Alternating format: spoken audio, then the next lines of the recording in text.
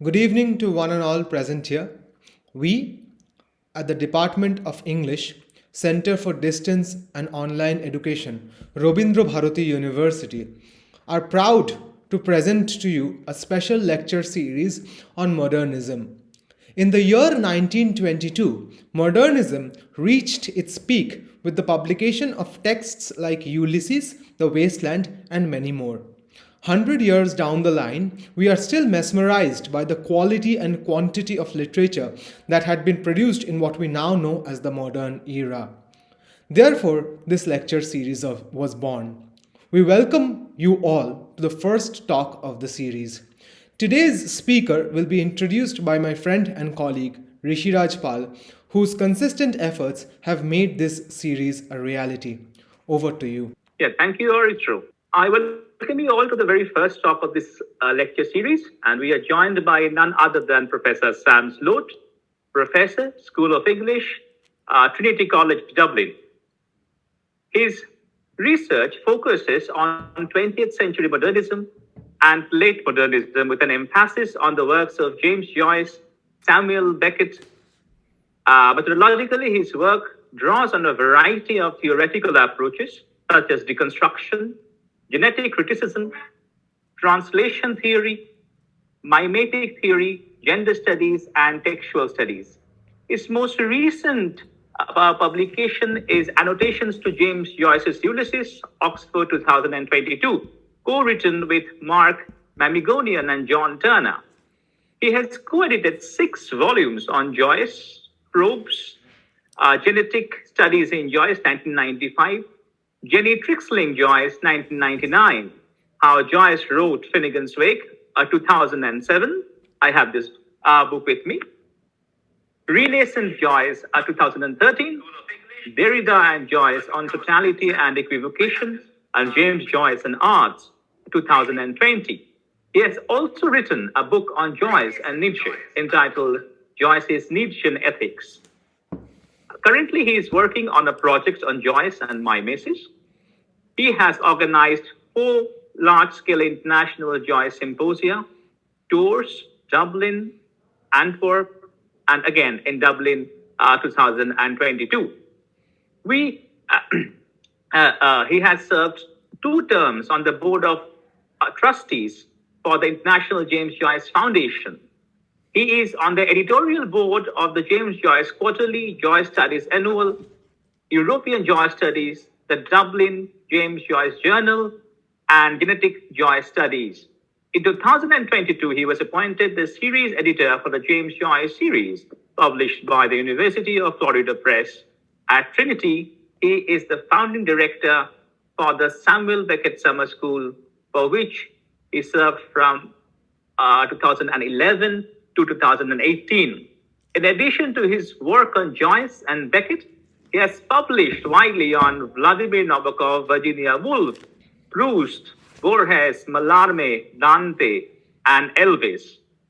Today, his talk is titled The Truth in Interpreting Ulysses.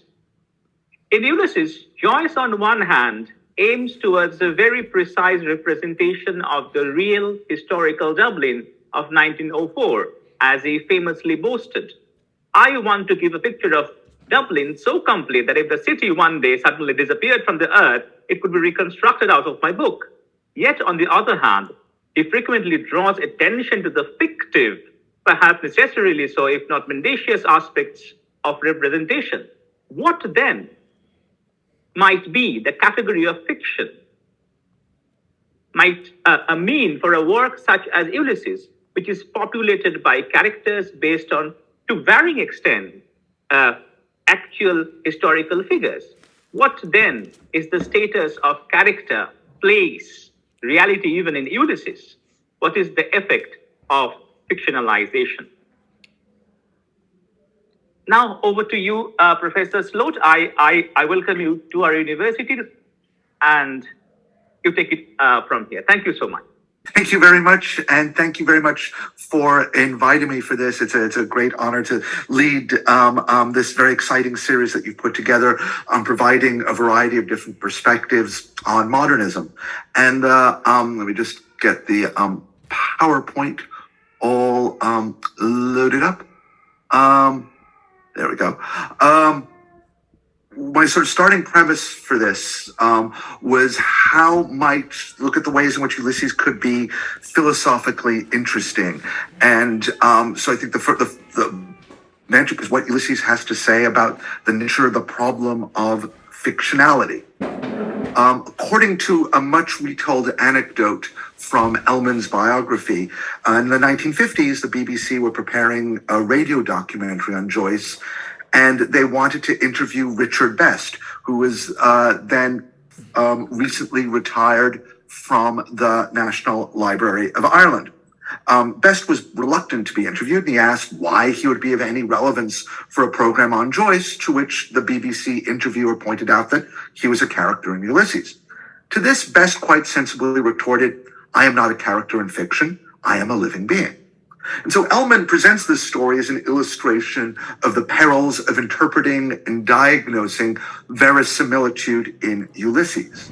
There is indeed a character called Richard Best in the Scylla and Charybdis episode, who, like the Best of 1904, was the assistant director of the National Library. These two Bests share a name and a number of other attributes, but as per Best's outburst to the BBC reporter, they are somehow not the same. There is some difference between them, a difference that the Best who is approached by the BBC posits as fundamental. And so what I would like to do is to investigate the character of this difference and the implications of such a difference for one book called Ulysses. Indeed, Ulysses provides an interesting case study for this for several reasons. Besides Best, Joyce incorporates a number of characters based to varying extents on real people.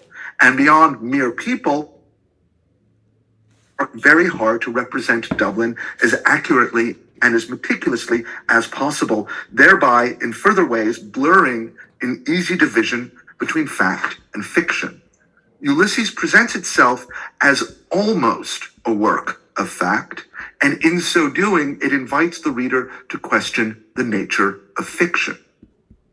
Now, for many years, philosophers have developed a conceptual vocabulary for trying to discuss and diagnose the ontology of fiction and fictional characters, if fictitious entities could be subject to the same basic logical operations that are applied to facts.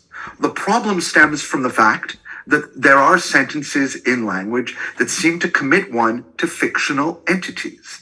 That is, one can speak of fictional entities in ways that can apparently, but not always, make sense.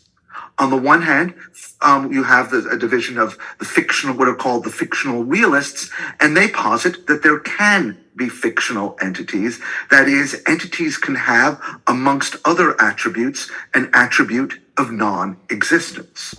Not existing is not necessarily an impediment for being, at least not for the fictional realists. On the other hand, their opposite number, the anti-realists, do not believe that fictional entities exist and that mere potentiality is no guarantee of being. And so instead, they propose that every sentence about a fictional entity need only be paraphrased in order to resolve or reconcile the fictionality of fiction into fact. For example, a fictional realist would have no issues, prima facie, with the sentence, Leopold Bloom had a meal at Davy Byrne's. But an anti-realist would understand this sentence as really meaning something along the lines of, in James Joyce's novel, the character Leopold Bloom has a meal at Davy Byrne's. So it's this idea of the paraphrase is how they try to sort of brush the problem of fictionality aside. But this already very quickly leads to a problem. A slightly different statement, like Leopold Bloom had a meal at McDonald's, is liable to be met with varying objections. The first being, presumably, the anachronism. However, it is not automatically evident if one can legitimately label this a false assertion. Certainly, this is a false assertion apropos the text of Ulysses, but even on that matter, there could be some room for doubt, since not all of Bloom's actions on the 16th of June, 1904, are recorded in Ulysses. And indeed, as I'll get to shortly, Ulysses represents much less than one might think. But as a statement about a fictional entity, the claim of Bloom eating at McDonald's is neither true nor false. That is, a statement about a fictional entity does not necessarily reside unambiguously within an economy of verifiability.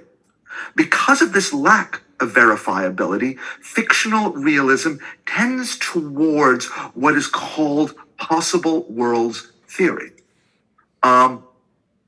The idea that there are multiple, even infinite possible worlds, of which only one, ours presumably, is actual. It's a kind of multiverse of madness.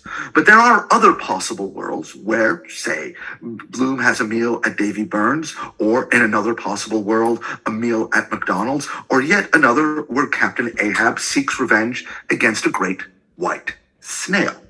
These are the fictional worlds. And so the possibility of a fictional world indicates any possible infinity of fictional worlds. While the statement Leopold Bloom had lunch at McDonald's is false within the world as indicated in Ulysses, it could well be, quote, true in other fictional worlds.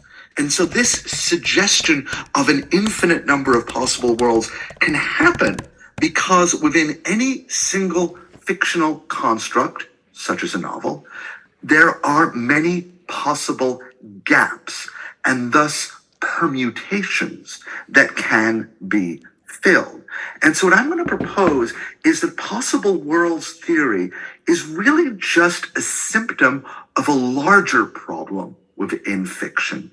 It's incompleteness. And so rather than resolve the, quote, problem of fictionality, possible worlds theory just kind of sublimates it into this idea of infinite possible worlds. So I want to sort of move away from that.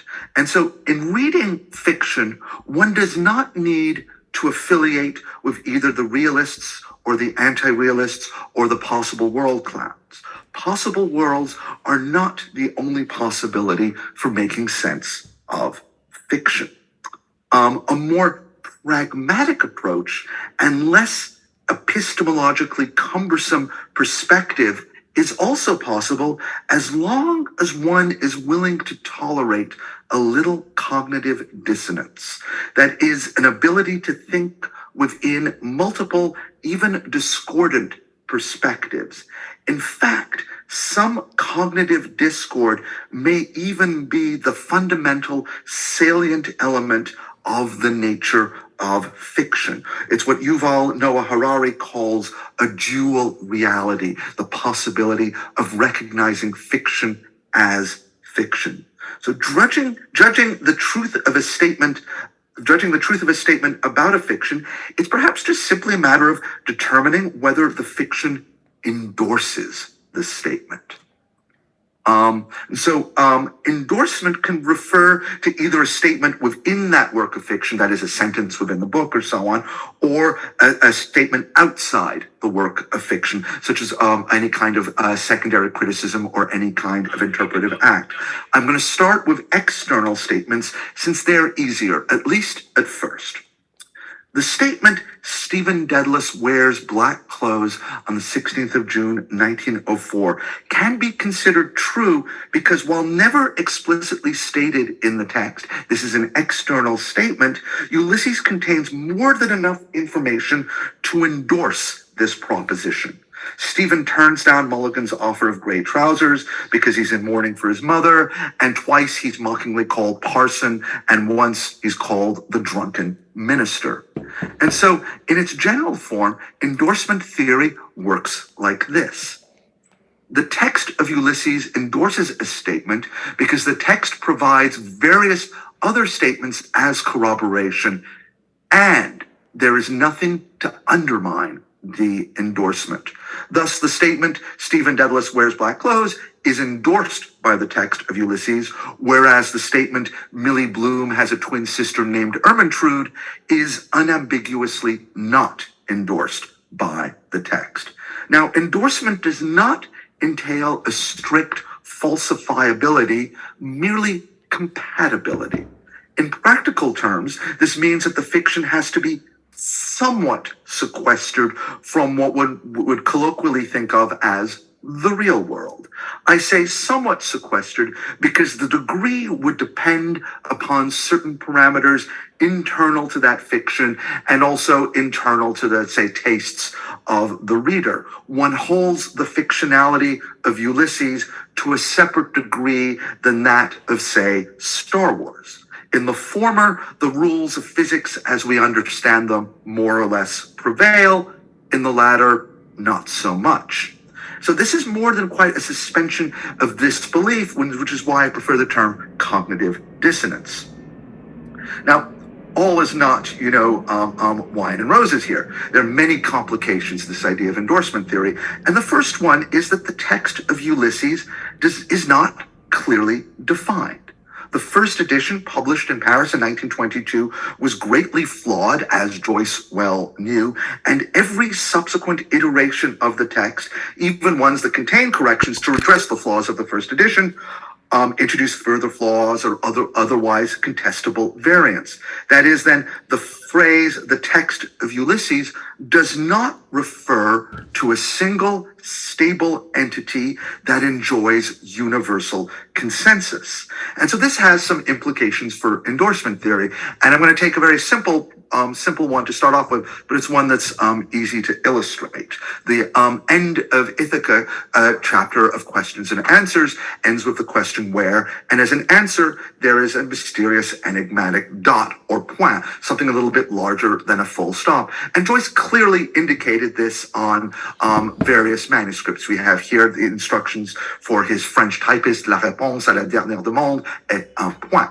It's the reply to the last question is a point. Point means both point, but also full stop. Now, unfortunately, the matter doesn't end there. The typesetters for the first edition of Ulysses, published in 1922, couldn't get a large point as Joyce requested on the galley proofs. So, as an ironic mistake, the first edition, the point is actually a square. And it's only in the Odyssey Press printing of 1932 that we have the first accurate iteration of Joyce's request to have a large point at the end of the episode. Unfortunately, multiple printings have missed the point.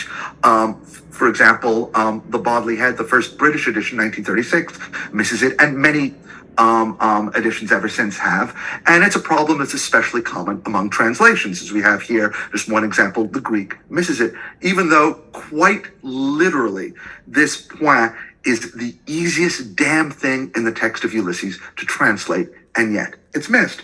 And bringing this up because a colleague of mine said that in an early article, he was talking about the mysterious enigmatic dot at the end of Ithaca, and one of the peer reviewers rejected his article saying, this man, he's crazy. He's talking about this dot at the end of Ithaca, but there is no dot at the end of Ithaca. So quite literally, the reviewers particular text of Ulysses did not endorse my colleague's reading. So you have this sort of textual instability, and that's one of the complications around this idea of endorsement. But there are others. Following from this problem of defining what constitutes the text, there is the matter of what you could call the extended text of Ulysses, or its paratext. This would include the various preparatory drafts and manuscripts that Joyce wrote, as well as perhaps explanatory comments made in letters and other paratextual matters. Indeed, that manuscript that I have on the slide, where Joyce explains that there has to be a point at the end of the episode, that is such a paratextual matter. So how far does one go in terms of including them? Such paratextual matter can help resolve at least some editorial problems, but can also introduce other ambiguities, complexities elsewhere. And so then reading Ulysses involves a thick palimpsest of variant texts and paratexts. And then Beyond the Joycean paratext is what I call the historical paratext. That is, matters of historical accuracy and pertinency. To return to Best, how much do the biographical details concerning Best and other people, other real-life people, matter to Ulysses? For example, Best's superior at the National Library, William Lister, is called a Quaker. When, according to the 1901 census and other documentary sources, he was of the Church of Ireland. Indeed, even today, the Dictionary of Irish Biography erroneously claims that he is of a Quaker family. I've written to them many times to get them to correct this. And so here we have an instance of where Joyce's Dublin eclipses the Dublin that actually existed. Best, in fact, explained why Joyce erroneously claims that Lister was a Quaker. As you can see from that photograph of him at his desk, he was bald, and he was apparently quite self-conscious about this, and so he would frequently wear a broad-brimmed hat, much of the style of the Quakers, hence creating this impression that he is a Quaker. But if the real life Lister was of the Church of Ireland, does that inevitably mean that the Lister of Ulysses has to be a Quaker as well? While the historical paratext contradicts the text of Ulysses, there is nothing within the text of Ulysses to hint at the possibility that Lister might not be a Quaker. And so the Lister of Ulysses is a kind of Schrodinger's Quaker. He both is and is not a Quaker, depending on how one wants to construe Ulysses in relation to realms of external fact, realms which are, as the Dictionary of Irish Biography shows, not always entirely infallible. So these examples all involve relatively minor passages within the text, but they show that endorsement theory can admit multiple statements. That is, it can allow for multiple, even contradictory perspectives. That is, while some statements may be contested, they may still suggest interesting possibilities, although certainly some types of incorrect statements about Ulysses, such as Bloom has lunch at McDonald's or Bloom is based on my grandfather, they're perhaps not the most interesting things to worry about.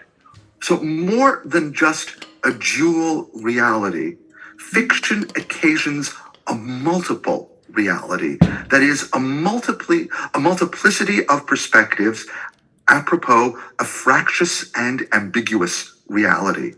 Rather than instantiate other possible worlds, the multiplicity of possible endorsements indicates that works of fiction are inevitably, invariably incomplete, and it is up to the reader to fill in these gaps in ways that may or may not be compatible with and thus endorsed by that work.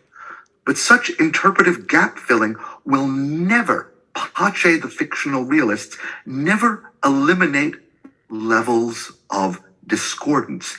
Even a work like Ulysses, which is not short and which was very carefully written over a long period of time by a very controlling and meticulous author, even Ulysses has its gaps, some deliberate, some accidental, others inevitable.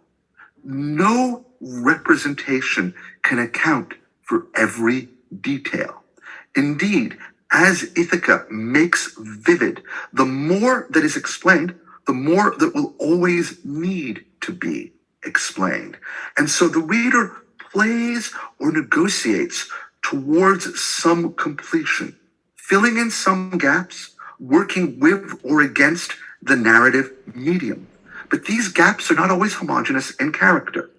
The stylistic and perspectival multiplicities and peculiarities of Ulysses require that protocols for endorsement must always be adaptable to specific contextual circumstances and thus themselves be variable. The truth in fiction is negotiable. This helps suggest a difference between truth and fiction and fictitious truth. A text is not sufficient grounds for endorsement since it needs the cooperation of its readers. Conversely, one can never read just the text itself. One is always bringing oneself to the proceedings, one's knowledge, one's sensibilities, one's ignorance, one's perspective. To take an example of incompleteness, when Bloom enters the living room in Ithaca, he bumps his head because the furniture has been moved unexpectedly. As is typical of the Ithaca narrative voice, we are given the semblance of a lot of detail about the impact, the injury, and about the movement of the furniture, but nothing about who exactly moved the furniture.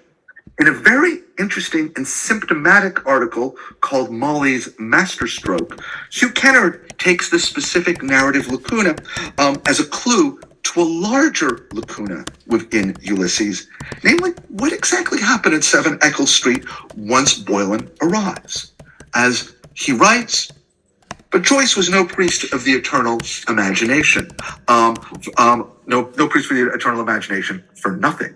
And as the priest liturgies reflect and inflect the operations of the church invisible, Joyce was always pleased to have the foreground operation he dealt on backed up by unseen happenings we can extrapolate. And extrapolate is exactly what Kenner does. And he does this with gusto and brio.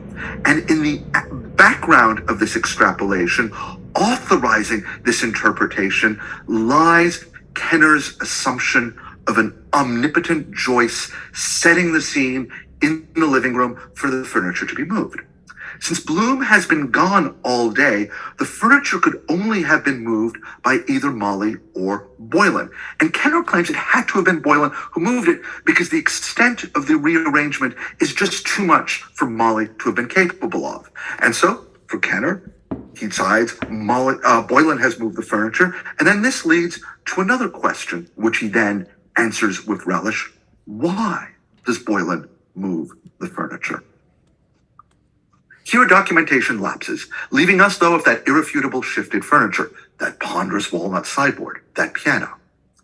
Now, Molly is an inexperienced adulterer. Her bonds with her husband have been long in the weaving. The moment to betray him is at hand. The moment to step outside her role as faithful Penelope. For Molly, it is easy to assume this was suddenly too much. Like Emma Bovary, like Evelyn, she has recourse to literary models. Already she's in a pornographic novel, playing the conquered woman. She will modulate that role with the help of one of pornography's simplest postulates, that sexual and muscular vigor are manifestations of the same energy. Drain him, therefore, with exercise. She will postpone, perhaps evade, the physical moment. Certainly reduce it. She will wear Boylan down, moving furniture. Heavy furniture.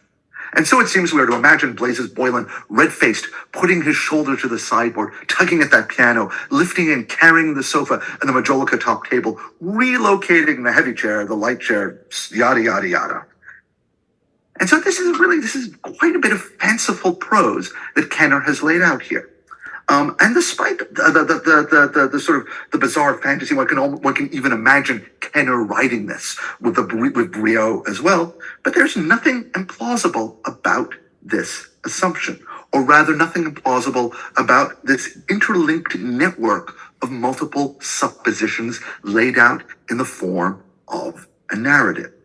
Kenner has taken a prompt from the text, the absence of detail about how the furniture was moved, and he has filled it in such a way as to explain away another detail, Molly's purported ambivalence about the affair she's about to commence. Kenner is also reading this supposition through his reading of other texts.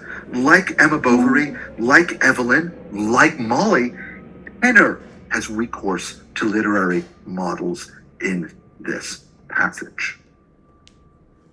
Now, just as Kenner's masterstroke is occasioned by a textual lacuna, Kenner's own little narrative, his own fiction about Molly's ambivalence, is itself not without a gap or two.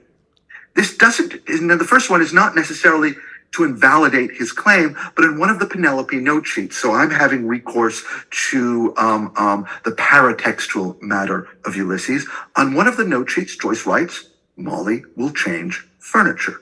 Now, there are all sorts of reasons why this paratextual note need not contravene or contradict Kenner, but it does complicate his claim that the moving of the furniture has to be beyond Molly's abilities. And indeed, in a kind of counter-narrative, one can imagine Molly moving the furniture before Boylan arrives. She's nervous, she's antsy about it, and so moving things around is what she does. But what is much more problematic for Kenner's masterstroke is that the text is actually far less clear on the matter of the extent of the moving of the furniture as it might seem. As is common throughout Ithaca, throughout Ulysses, the text only simulates comprehensiveness, just as a writer such as Joyce can only simulate omnipotence. And so what's crucial for this to work is that the reader is consciously or unconsciously complicit in this simulation of comprehensiveness. A reader like Kenner, a good reader of Ulysses, falls into the trap of believing Ulysses to be complete, even when it isn't. Now, indeed, this is the passage in the text describing the movement, the furniture and its movement. A sofa upholstered in prune plush had been translocated from opposite the door to the ingleside near the compactly furled Union Jack, an alteration which he had frequently intended to execute. The blue and white checker inlaid majolica top table had been placed opposite the door in the place vacated by the prune plush sofa. The walnut sideboard, a projecting angle of which had momentarily arrested his ingress, had been moved from its position beside the door to a more advantageous but more perilous position in front of the door. Two chairs had been moved from the right to the left of the ingleside to the position originally occupied by the blue and white checker inlaid majolica topped table. This certainly seems comprehensive and thorough, but it is not. As Ian Gunn and Clive Hart note, the reader is told the original and final positions of the sofa and sideboard, but only the original positions of the two chairs and the final positions of the table and piano. And so this is certainly less fanciful and perhaps less fun than Kenner's reading, but it's the one that happens to accord with what's actually in the text in front of us. We are simply not given enough information to determine the disposition of the furniture in the living room, both before and after the rearrangement. And so Ulysses both invites and disbars interpretive leaps and further fictions such as Kenner's, and even such as Gunn and Hart's. Gaps such as this fail to endorse Joyce's own claim in a letter to Frank Budgeon that in Ithaca, the reader will know everything and know it in the boldest and coldest way. Neither reader nor writer can know everything. And so the various approaches to fiction within logic treat statements concerning fictional objects as exact syllogisms, but fictional entities only fit into syllogistic formulae awkwardly. This is because the author, even an author such as Joyce, cannot do all the work that is required for the fictional apparatus to function. The input of readers will be required as to how many allowances can be made. Some readers might not bristle at a statement that Bloom ate at McDonald's, whereas others, perhaps most readers of Ulysses, would be unhappy with that statement. But of the readers who would disagree with the McDonald's business, many of them would be perfectly happy with Kenner's masterstroke or or various anachronisms that populate the text of Ulysses. For example, My Girl's a Yorkshire Girl came out in 1907. A few readers, upon realizing this, close the book of Ulysses and throw it down in disgust. They're perfectly happy with allowing that anachronism, even though they might be a little bit less happy with the McDonald's one. And so reading fiction requires a degree of tolerance for ambiguity and incompleteness. To look at it from a different angle, Joycean exegesis is matched in ingenuity and ambition by the subset of Sherlock Holmes fandom obsessed with what is called the Great Game, which is the application of Holmesian ratiocination to redress the various lacunae and inconsistencies within the Holmes canon.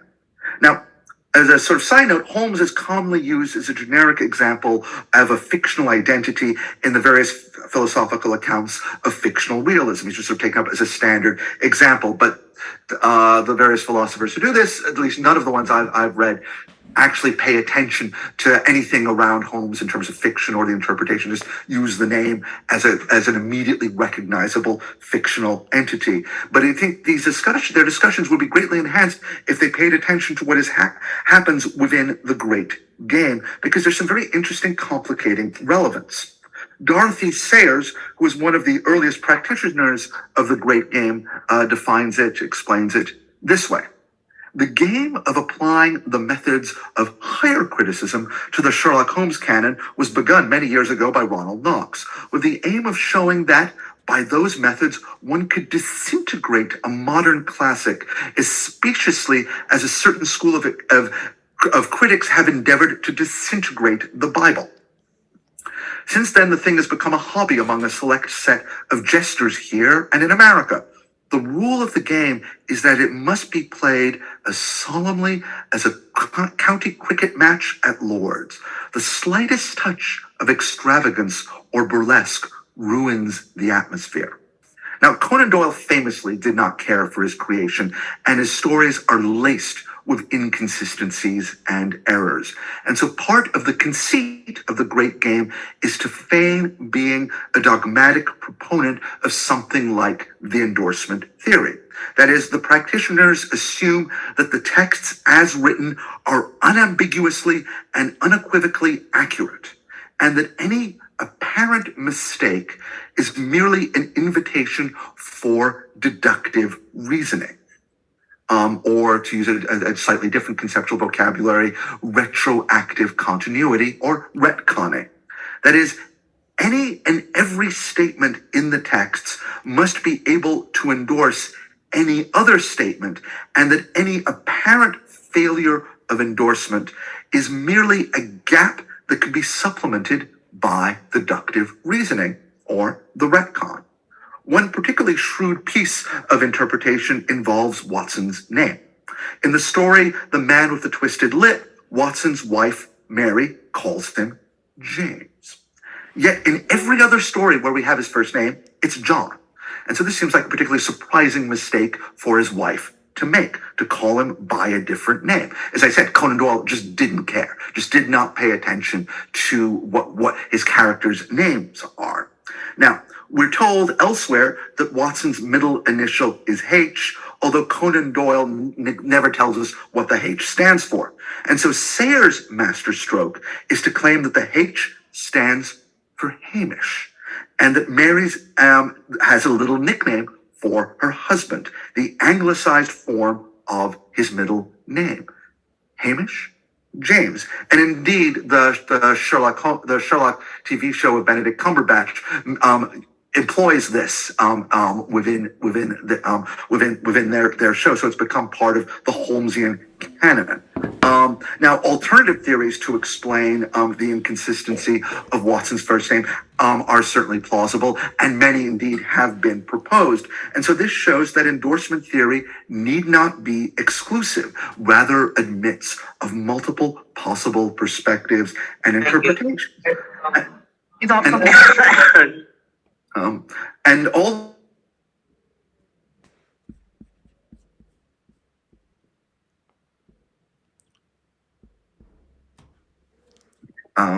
don't know how far back my muting went.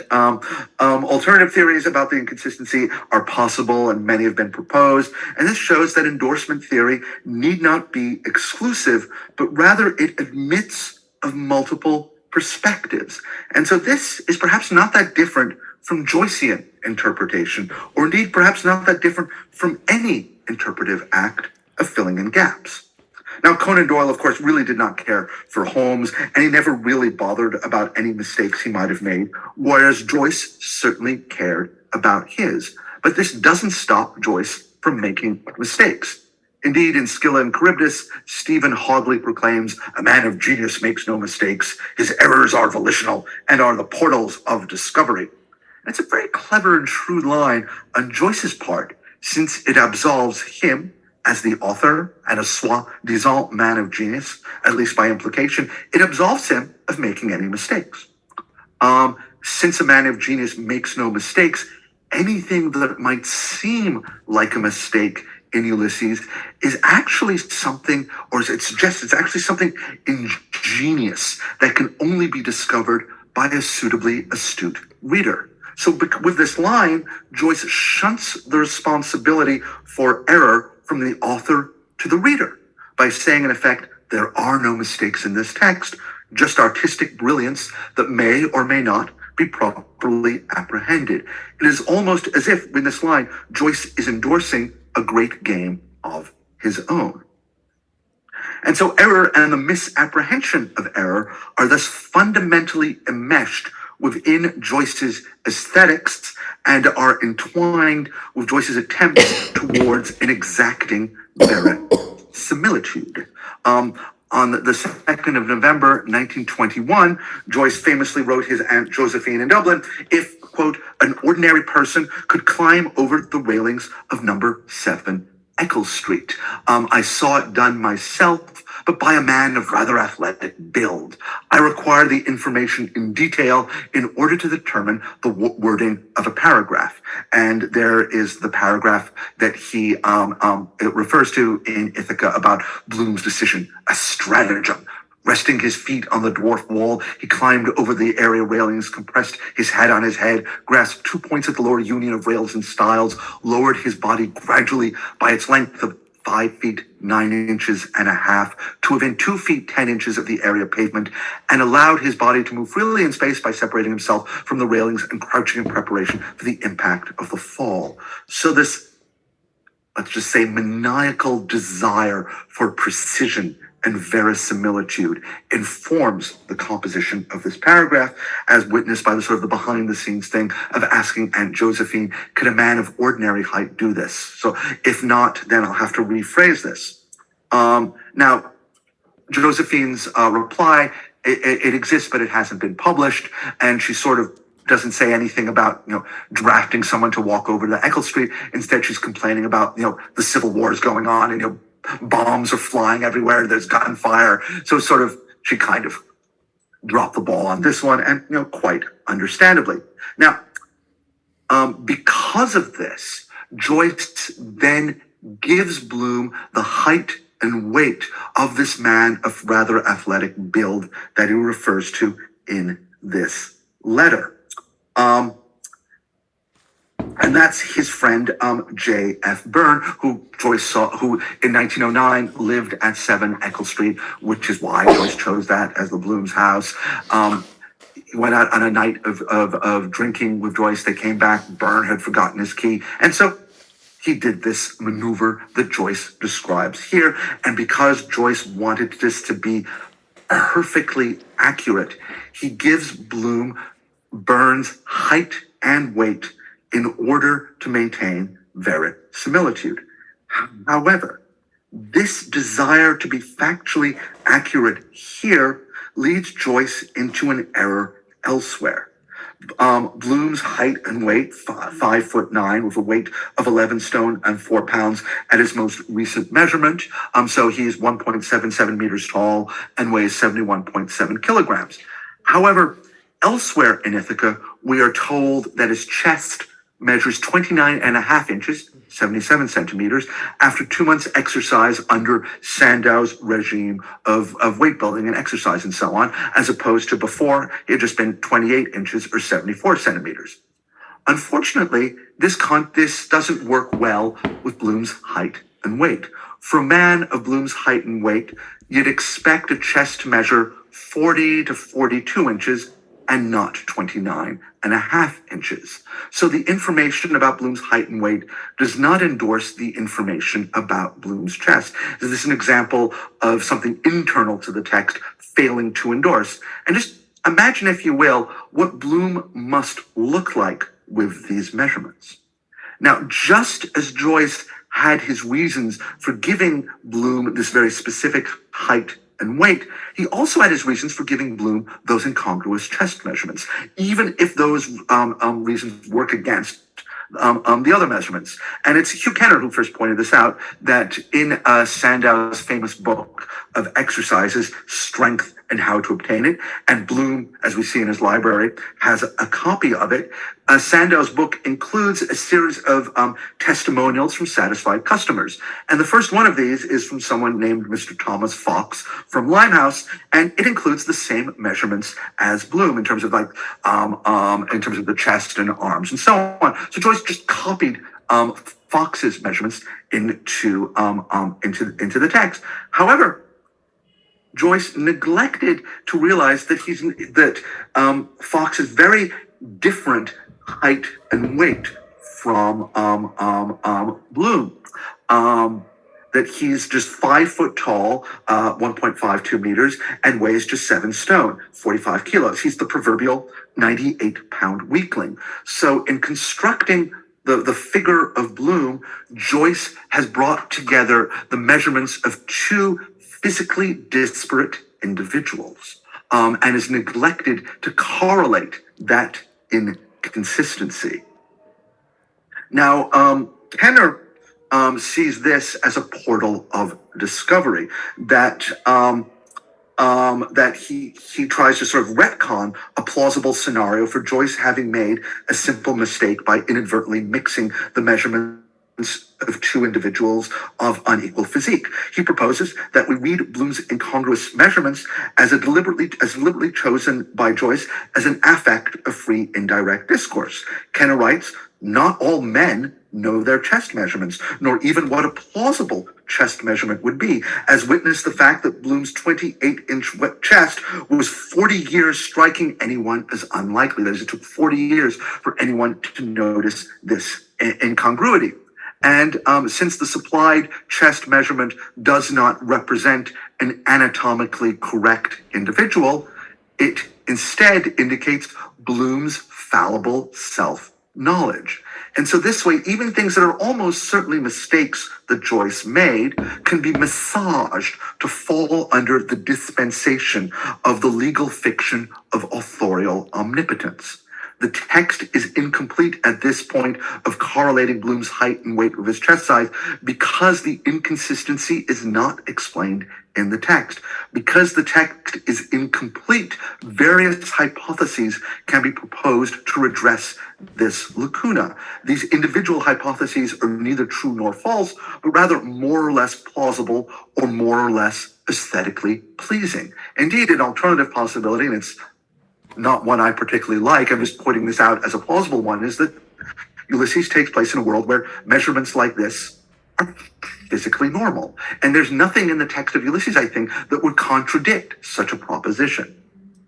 Again, I don't find this as a particularly pleasing solution, but it's certainly a possible one. And that possibility shows why I think possible worlds theory is so tempting to use when accounting for fiction. A fictional world is but one possibility, albeit a possibility that lacks a predicate of actuality. And each possible world yields multiple possible interpretive states, such as a possible world where Bloom's measurements are normal, or another possible world where Gary Owen breaks into 7 Eccles Street and rearranges the furniture. Likewise, of all the possible worlds with a consulting detective named Sherlock Holmes, some have a John Watson, some have a James Watson, and others still have a John Hamish Watson. A further alternative is that the incongruity in Bloom's measurements, you can just read it at face value. It does not need additional explanation or interpretation. As Kenner said, it took 40 years for anyone to notice the problem. Although certainly Ulysses' readers, just as Holmes's readers, contrived to devise ingenious explanation. But this brings me back to the idea of the incompleteness of representation, the vacuum into which readers' ingenuities pour. The example of Bloom's mismatched measurements could be read as an instance of Joyce failing to correlate one passage with another, thereby creating an accidental inconsistency. While Joyce was indeed a very careful and controlling author, he is not infallible. Inconsistencies in Ulysses are not as common as within, say, the Holmesian corpus, but they are still non-negligible. This creates another complication for endorsement theory, since this means that not everything in the text will tie together. Rather than resort to possible worlds to account for these inconsistencies between Ulysses and the world, or indeed these inconsistencies within Ulysses itself, endorsement theory takes a narrower, more pragmatic approach. That these disjunctions, perhaps inevitable within these disjunctions within perspectives, instead of being portals to other non-actual full-fledged worlds, rather they show an ambiguity and imperfection to representation. That reading fiction is an exercise in juggling multiple discordant, incomplete perspectives, the dual or multiple layers of fissured facts and fictions. This is a brief final example. I want to look at Bloom's vision of Rudy at the end of Circe. On one level, the character Bloom sees an uncanny apparition of his dead son, grown but unreachable. On another perspective, the apparition is merely a textual contrivance, an operation performed upon the Bloom by, say, something like Haman's idea of the arranger, and done so to indicate Bloom's stages of grief. All these perspectives and more are valid, and all could come into play in reading Ulysses. Conversely, no one of these perspectives can tell us everything that can be told. Because the world is incomplete and always just slightly beyond our understanding, we invent fictions to explain our world to us. Fictions that are themselves, in turn, inevitably incomplete and also beyond human ken. Fictions that are particularly well crafted, such as Ulysses, allow us some knowledge and insight, not just despite, but because of their incompleteness. Ulysses, by merging the real with the fictitious along with the blurring of fact and fictions, shows just how porous and pervasive and evasive categories of fiction can be. Rather than treat fiction as either something pernicious from which we must be carefully inoculated from, or conversely as something that can be comfortably subordinated to reality in, say, the manner of the fictional realists, fiction is always intricately intertwined with our understanding of reality. The discordant partial perspectives of fiction afford both delusion and insight. I see I'm at time, so I'll just leave it there and perhaps open things up if anyone has questions. Thank you, Professor Slote, for your wonderful, wonderful talk. I myself enjoyed it very thoroughly. I would now open the forum up for questions from the participants. You have many options for asking questions. You can either type them in the chat box of this Zoom call, or you can type them in the chat box of the Facebook Live, which is going on right now from my Facebook profile. I will quickly check if there are any questions from the Facebook Live, because there aren't any here as of now. I'll let you know in a bit. At this moment, there aren't any, but as one of the many people who have been mesmerized by Ulysses and by Joyce in general, if you would allow me to ask a question myself. So the one I had was, recently I read this book called Ulysses by Nicholas Mahler. It's a graphic novel adaptation of the Ulysses novel, which is a little bit different than the mainstream narrative.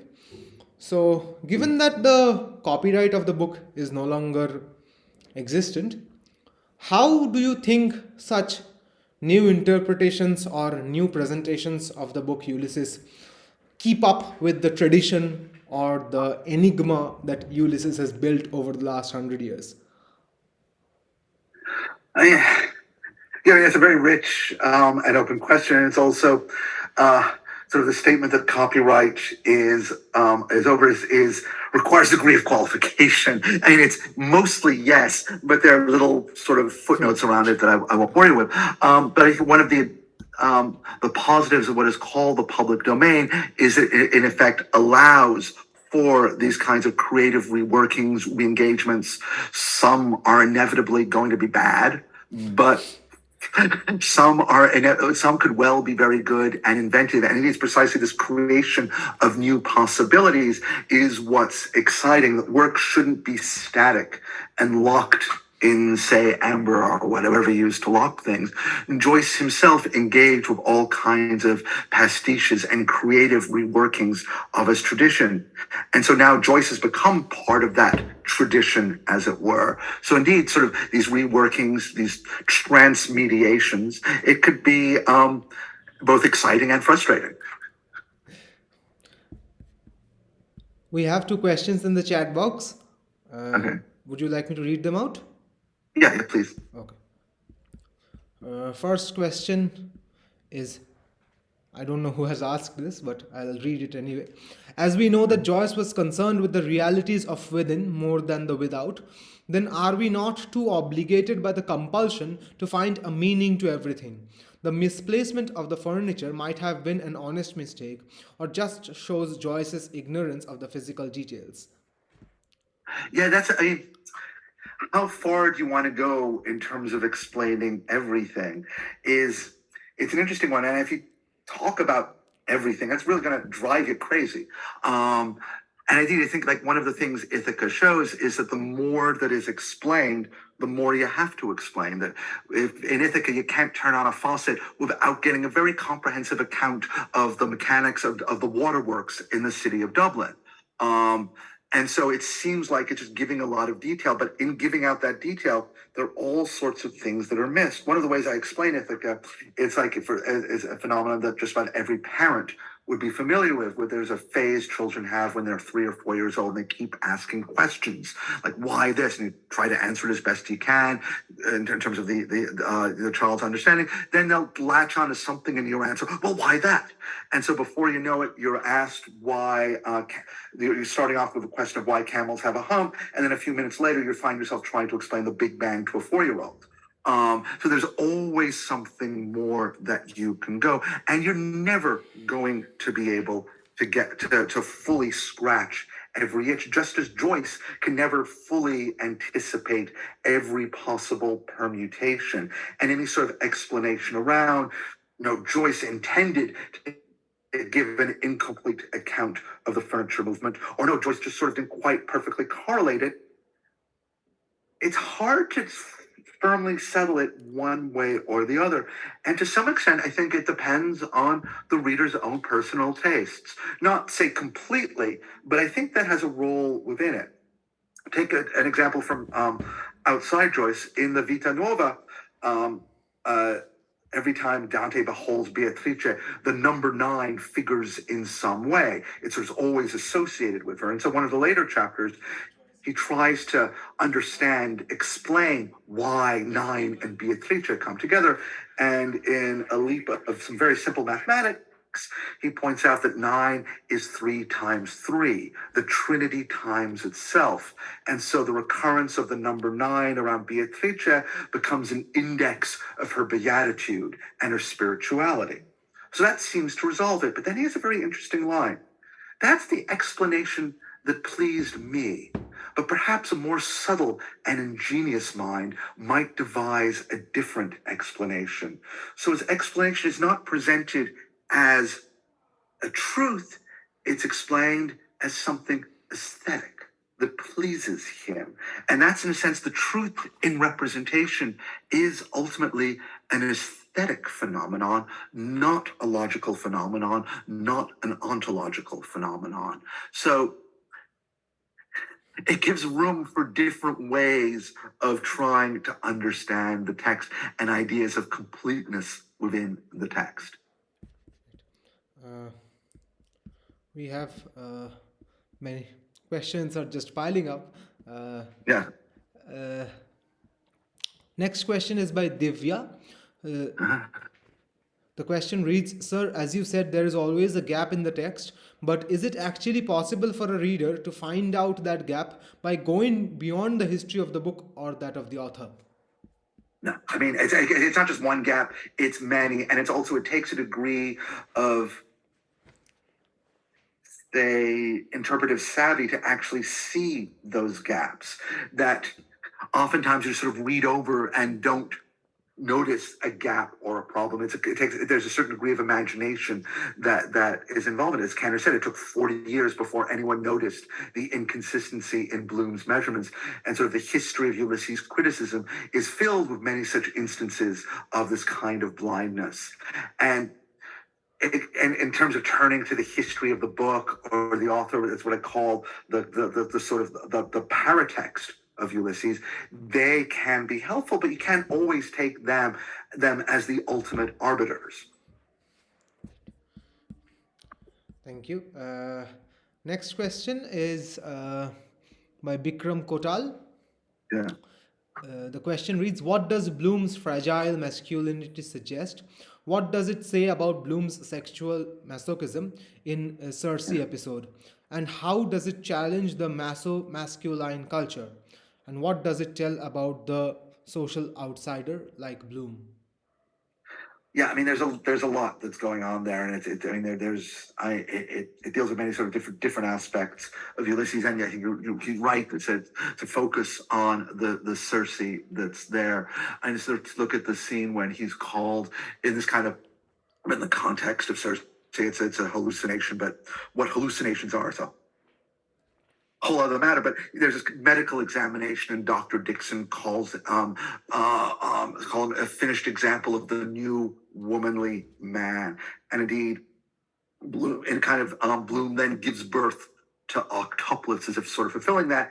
And before that happens, he's one of the examining doctors says the Phaeter Judaicus is most perceptible, the Jewish stench, which is one of the oldest tropes of anti-Semitism within Western discourse. The idea that male Jews give off a very specific odor, the Phaetor Judaicus, which is a way of indicating they are unclean and need to be expunged.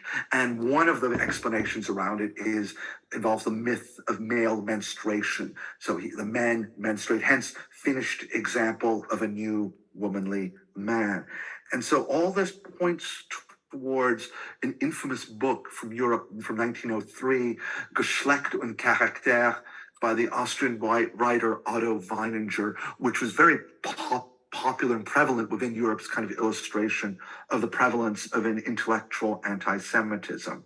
And Geschlecht und Charakter would be traditionally translated as sex and character, but the word Geschlecht in German is overdetermined, and one could also reasonably translate it as race and character.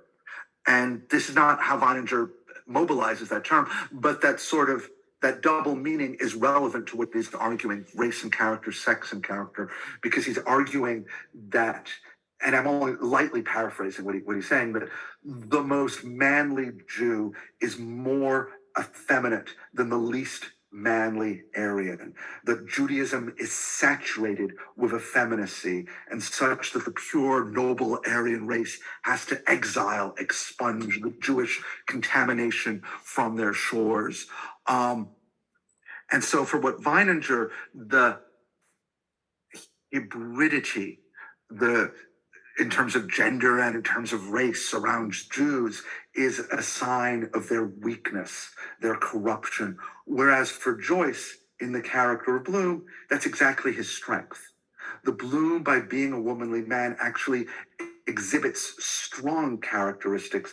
As Molly thinks at the end of Penelope, that I always saw that he felt or understood what a woman is. So it's precisely his strength rather than his weakness. This is one of the ways in which Joyce is challenging various discourses of racism and sexism, such as what we've talked about, the sort of the idea of a masculinist culture. So it's exactly because Bloom has this sort of on the one hand, you're saying the fragility is actually kind of his strength. Might be a little bit too much more detail than he asked for. That's absolutely fine, sir. We are equally happy with the answer.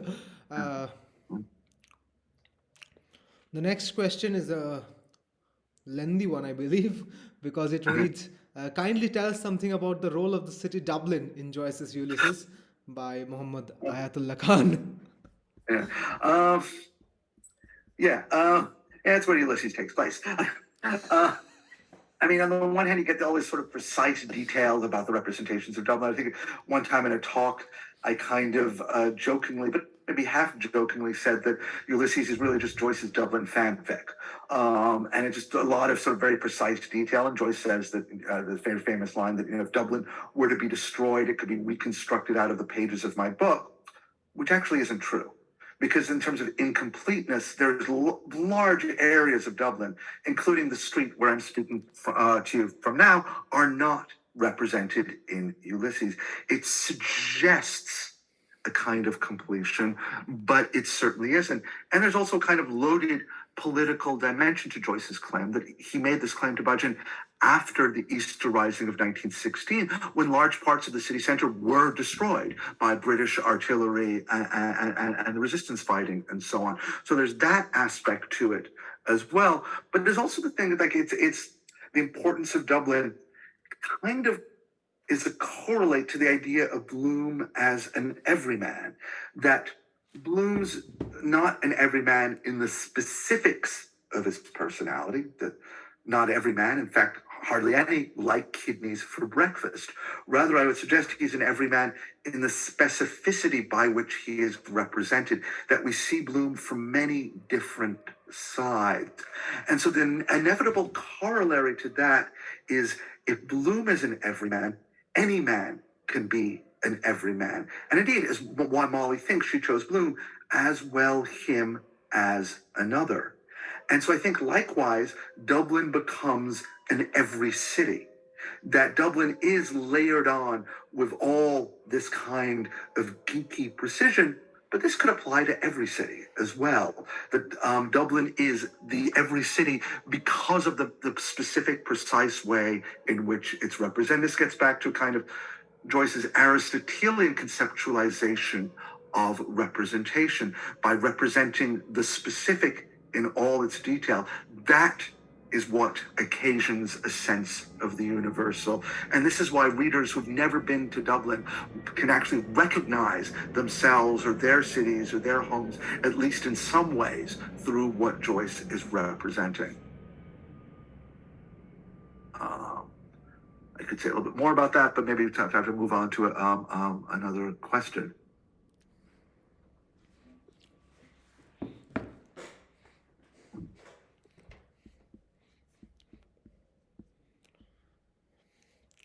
Rishiraj, would you like to take the remaining questions? Oh, yes. I have a couple of questions, very interesting, it seems. Chris is asking, I'm saying I really enjoyed this talk. Thank you very much. Yes, sir. Actually, this has made me reflect that there's an irony that as a reader, that as a reader, we are more intellectually engaged by the gaps, complex paradoxes, two contradictory views, side by side, etc. And by contrast, the over-explanation, the almost hyper-commentary in Ithaca, for example, actually makes this less intelligible. It feels as if Joyce is asking us to question the representative mode of delivery. Example, who is talking? And how this affects how we understand what's being said. Yeah, I think I agree with that to a certain extent, but I'd maybe add a qualification. Yeah, there are these sort of levels of, for want of a better term, geekery and pedantry that one can engage with that might ultimately talk about the futility of all manner of literary representation, like Eliot's line about what Oxen of the Sun, that it shows the futility of all English styles. On the other hand, what I think is a clever writer can do something like that, but a genius writer like Joyce does something else. That yes, we have this idea of the failure of discourse, but it's represented in such a way as to produce these kind of to occasion a number of different responses that go beyond simply these sort of intellectualized, theorizable ways, that we get tremendous insight into the psychology of Bloom and therefore by extension larger issues of human psychology. That sort of that game of who moved the furniture, it actually shows whether you take Kenner's line, sort of the narrative he constructs about Molly's having second thoughts, or a different thing. This is just what people do while waiting for something. They futz around. So that she's manifesting her sort of anxieties in one way or the other. In any case, it reveals something about the character, and that you get this not despite, but because of these epistemological gaps created by these sort of discursive games that Joyce is playing. So this is what sort of separates, I think, something like Ulysses from just something that's clever. It's more than just clever. There's even insight within it.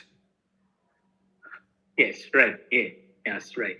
So, Reshmi asks, while reading the gaps in fiction, are we readers not fictionalizing the fiction as well? Does that make us fictional realists or anti-realists, something like that? Yeah. Yeah, so you're going into a kind of hall of mirrors, mise on abim. I mean, I guess that does kind of happen, and it is sort of one of the issues around in going through the philosophical accounts of trying to incorporate fiction within, say, a logical positivist realm, is to sort of categorically make sense of the possibility of fiction in a way that does not undermine more rational, more logical manners of trying to comprehend things. So yeah, the existence of fiction is kind of a problem. The fact that language can and does lie. And so if you start going down that road, yeah, you could really go down to this sort of endless hall of mirrors, or you could just, which is why I was sort of drawn to this thing like of endorsement theory, take a more pragmatic approach towards it. Yeah, you got these problems, deal with them. Which I guess would be sort of the TLDR of this talk. Right. So while there are no more questions here, let me get this talk rolling with a few of mine, perhaps. So, would you please like to talk about how the drafts of Ulysses really, how the soliloquy of Molly Bloom was with punctuation or something like that? Then the punctuations were taken off, something like that. So I'm not quite sure of it. Perhaps I heard Luca Crispi talk about it in one of the seminars. Would you please elaborate or talk about it? Yeah, if you hold on, I can get you I can show. It's Joyce said in 1916 that he had drafts of the final 3 episodes. It's not clear if he's actually being honest with that. Such drafts have not survived. There is indirect evidence that there was a 1916 or an early draft of Eumaeus, but in terms of Penelope or Ithaca, there's nothing that exists. Certainly, if such drafts did exist, they would have been very different from what we have now. That they would have been, it's almost certainly they would have been written in what we call the book's initial style. So basically nothing like what they are there.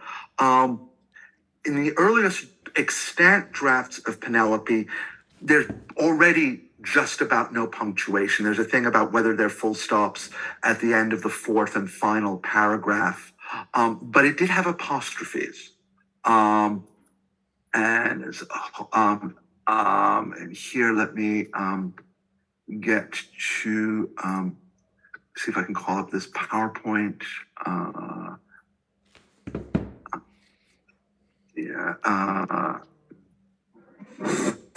You see here on the Rosenbach, you can very clearly see the apostrophe. They're also different. And then a friend of Joyce, I think it was Robert McAlman, said, hey, James. Let's put it like that. Wouldn't it be neater if you take out the apostrophes to more create this semblance of internal monologue?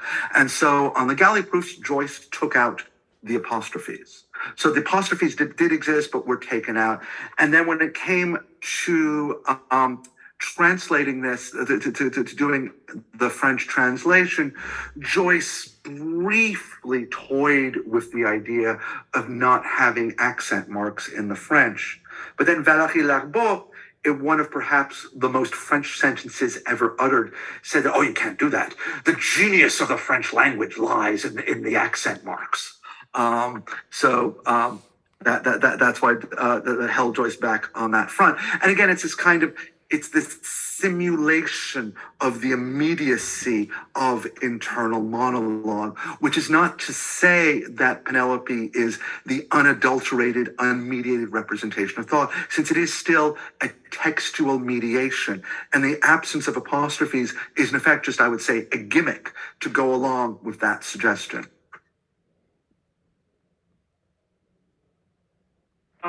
So it's not only about the art of writing. We need to be, as Scholes say, crafty readers as well, I believe.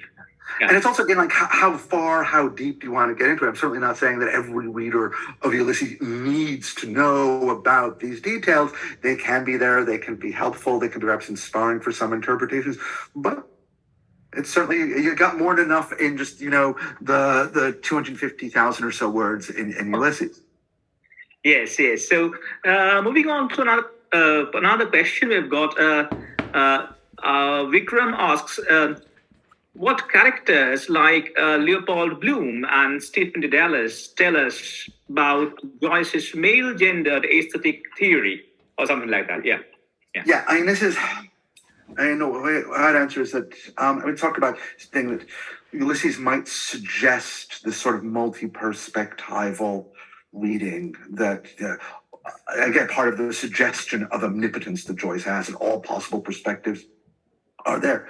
But no, it's fallible. Joyce has a limited male perspective, and this comes out very much, say, in the Penelope episode, that despite, quote, Joyce's best attempts,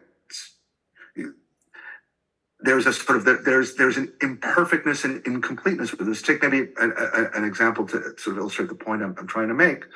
A number of years ago, in my undergraduate class, I was teaching Circe, and I was very excited to teach Circe that day. I'd done a bunch of work on it, so it's brimming with gusto. So I asked the class, what do you think of Circe? And this woman goes, didn't care for it much. I was disappointed. And she was one of the best students that year. So I asked her, why? What's wrong? I was a little hurt. And she goes, it's all about middle-aged male sexuality. And as I was thinking in terms of what to reply to her, I realized, no, she's exactly right. That's what it is. That's what it says on the tin in terms of this representation of Bloom's sexual anxieties and so on throughout Circe. That is, I mean, there's a little bit about Stephen, but that's not, a drastically different perspective either. It is about middle-aged male sexuality.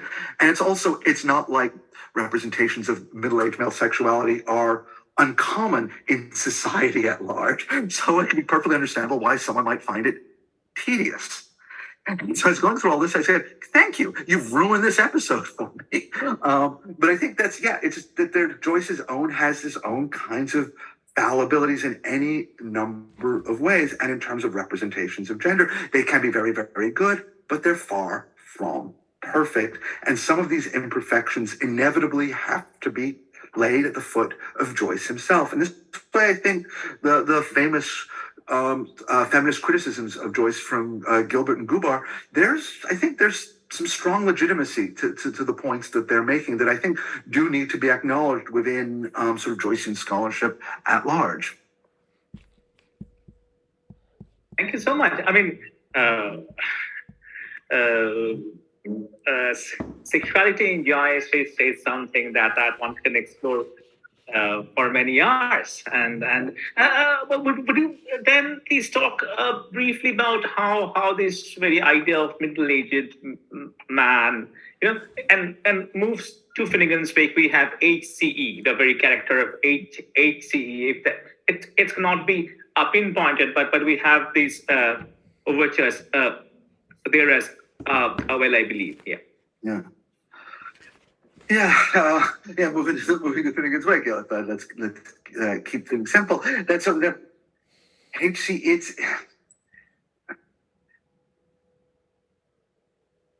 He is an everyman, but in a very different way than Bloom is, and that in Bloom, the sense of character is there's at least some pretense towards consistency. Even it's not a perfect consistency, but moments of inconsistency are against a reasonably stable backdrop. Like moments of inconsistency, like his measurements, to take one thing. HCE, the moments of inconsistency are by design irreconcilable in imposing everyone that here comes everybody always equal to himself, well worthy of any such universalization. So he is both that, but he is, and there's certain aspects that are reasonably consistent.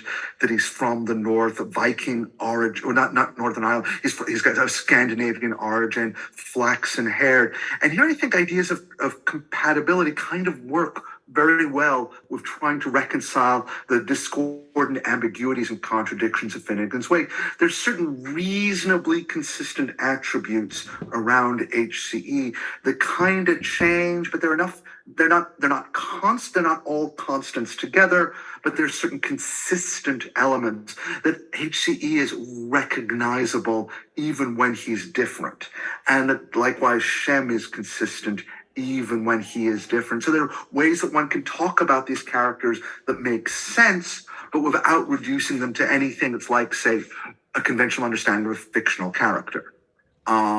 It's not quite archetype. It's a little between archetype and character specificity, but enough reasonably consistent attributes. I see. Someone's got a question about the Avengers, sort of taking on my thing about the multiverse of madness, but I'm going to take that as an invitation to sort of explain this idea of variance. It's an idea that say, comic book readers are familiar with. There have been iterations of Batman for decades now, that some of them are quite dramatically different. Just to take some examples, some of the more extreme examples, the campy Adam West TV Batman of the 60s versus your grittier Robert Pattinson Batman of the most recent movie. They're, very, very different. One would not say, it'd be difficult in certain ways to say that this is the same character as that, but they are both Batman. There's certain attributes that they have that are recognizable and are consistent. So you have, and then start including all these different representations in all these different media. It's not always down to a boilerplate list of consistent ingredients, but enough recognizability across iterations.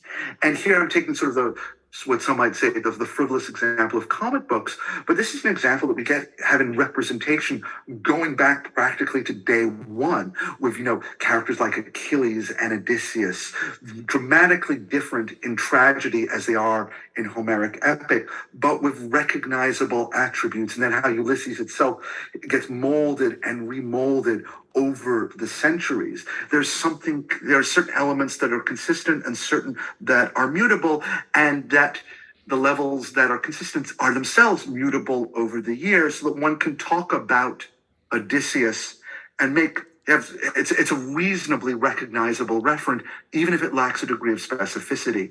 And so these sort of games of this philological excavations, how do you talk about this? Joyce is engaging with them almost right from the start in Finnegan's Wake. You have in chapter 2, here comes everybody, sort of the first of the vignettes that sprouted into a narrative. So it's not quite the first thing he wrote for the Wake, but it's the first thing that he was able to continue. It begins as a philological exercise. What is the most authentic version? So we have HCE exists in multiple versions that are discordant, just as Batman exists in multiple versions. And in terms of the just as, I'm sort of simplifying the degrees of conceptual correspondence and differentiation between them. But it's this idea of versioning is how one could say that HC, that's the way in which HC stands for something. Right. That's great. Yes. Thank you so much, Professor Slote. Since we have, do we have any other question? Okay, maybe, perhaps. We have had quite a few questions from Brigham. Perhaps the last one, if you talk a bit about Molly Bloom's epic sexual fantasy, and this will be our last question for the session. Yes. Well, there's a lot that's going on there. It's also that Penelope goes on much more than just a sexual fantasy, and it's sort of polymorphously perverse in that it's not one fantasy, it's many different sort of micro fantasies that she has, that she strings together, that she concatenates. The book ends with her remembering her first date with Bloom on Hoth, which is what Bloom remembered in Laestrygonians, and their memories of that converge in some details, but diverge in others. So it's itself a good example of sort of the use of parallax in the book.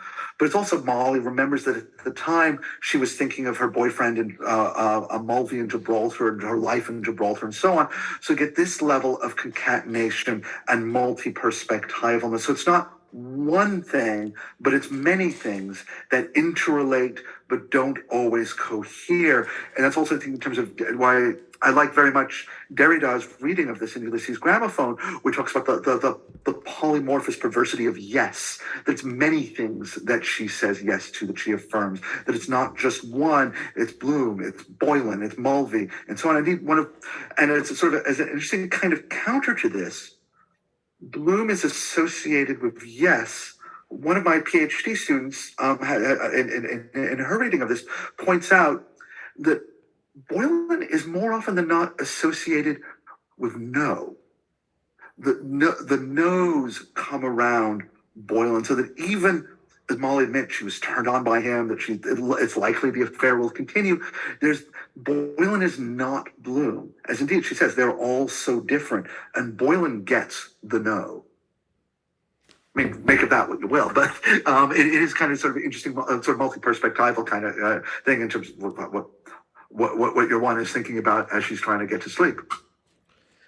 Right, and we thought we would conclude, but this question cannot be perhaps ignored. We have last one. This is the mother business. Yes, we cannot ignore this. Yeah, right. Yeah, and I guess it's an example of what I said when the text of Ulysses doesn't contain. When I say the text of Ulysses, it doesn't refer to a stable thing. That if you're reading Ulysses in the Gobbler, it will say another dying, N-O-T-H. But in any edition before Gobbler, it's mother dying. And this is just clearly, this is a mistake that got made. I forget if it was a typist or a typesetter that made it here. I'm just calling up the slide I have for when I teach it. See, here, Joyce clearly wrote another dying, come home, father. And these kinds of mistakes were entirely common with telegrams. So it's not a question of one could try and figure out the specific mechanics of how such a mistake got made, but mistakes on telegrams are very common. So it's an accurate representation of a telegram, but it's also this evocative mistake, as Stephen thinks, a blue French telegram, curiosity to show, another dying, come home, father. And again, also the lack of punctuation. But if you're reading this from a pre-Gobbler edition, any pre-Gobbler edition where it says mother dying, come home, father, and I believe there are at least some editions that actually put in a comma in the telegram, in the message as well, to sort of correct it by introducing an error that takes away the fact that it's a curiosity to show. It makes it just a normal prosaic statement. Yes. Thank you so much, and thank you, Professor Slote, for being with us and taking the questions patiently and really illuminating us. Thank you very much. And I would like to request my dear colleague Aritra to take over from here and officially and formally give the vote of thanks to Professor Slote. Yeah. Well, first of all, thank you to Professor Sam Slote for delivering a mesmerizing talk on Ulysses, one of the best I've heard till date. I would like to extend my thanks to the speaker for taking out time from his very busy schedule and coming to deliver a talk for us. I would like to extend my hearty thanks to our director, Professor Dr. Ashish Kumar Das, for extending his help throughout the process. I would like to extend my thanks to my dear colleague Rishiraj Pal, who has been the pillar that has been holding this entire lecture series together. I also extend my heartfelt thanks to all the faculty members of Center for Distance and Online Education, Rabindra Bharati University, who have been kind enough to help us with any sort of logistics or academic support that we might need. I would also like to thank the 1000 plus people who have registered for our talks and have listened to this talk with taut attention both on Zoom and on Facebook. And with that, we conclude our session for today. Rishiraj. Thanks very much. Thank you so much, Professor Slote. And a brief announcement for everyone. We have this lecture series, and our upcoming speaker is Dr. Orko Chattopadhyay from IIT Gandhinagar. And he'll be talking about scientific modernity and modernism, literary modernism and scientific modernity. So the next talk is on Friday, 7 p.m. IST. So join in, please. And thank you so much, Professor Slote, for being with us. And thank you for this amazing talk. Thanks very Hope much. to see you again.